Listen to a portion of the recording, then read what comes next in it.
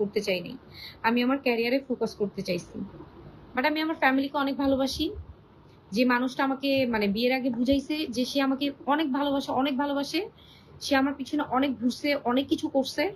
আমি আমার লাইফে সবকিছু ত্যাগ করে, সব বিসর্জন দিয়ে, মিডিয়া বিসর্জন দিয়ে, আমার ক্যারিয়ার বিসর্জন দিয়ে আমি তাকে বিয়ে করছি।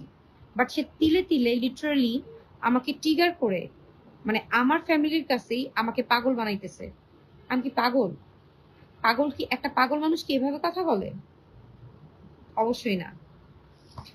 আমি ভাঙার মতো মানুষ না যে এত সহজে আমি ভেঙে যাব।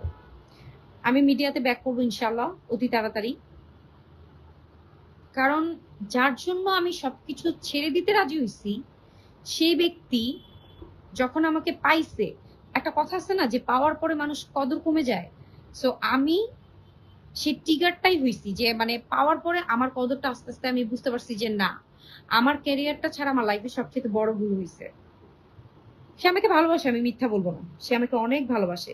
কিন্তু তার ভালোবাসাটা হচ্ছে পায়ের জুতার মতো। যেই জুতা মানে আমাকে দিনে, দিনে ক্ষয় করে দিতেছে। আর যেকোনো মুহূর্তে আমি যদি মারা যাই, সো আমার ফ্যামিলি কি হবে? বা আমার যদি কিছু হয়ে যায়, আমার ফ্যামিলি কি হবে? আমার ফ্যামিলিটা দেখার মতো কেউ নাই। তো আমি ভাঙার মতো মেয়ে না। আমি ভাঙবো না। তো যাদের মাইন্ড খারাপ, যারা আমাকে খারাপ কমেন্টস করতেছেন বা খারাপ কিছু ভাবতেছেন, I don't care. আপনাদের যা বলার বলেন। আমি কিচ্ছু বলব না। আমার কোনো কিছু বলার সে নাই।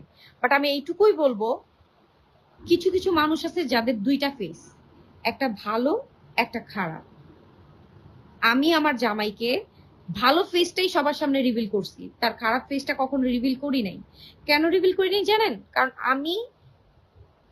আমার আমার না ভিতরে সবসময় এটাই ভয় ছিল যে আমি মিডিয়া পারসন, আমার সংসারটা যদি নষ্ট হয় বা আমার সংসারে যদি কোনো আঁচ আসে তাহলে মানুষ আমার দিকেই আঙ্গুল তুলে কথা বলবে যে ও মিডিয়া পারসন, ওর সম্মানহানি হইছে, ওর মধ্যে প্রবলেম আছে, এইজন্য ওর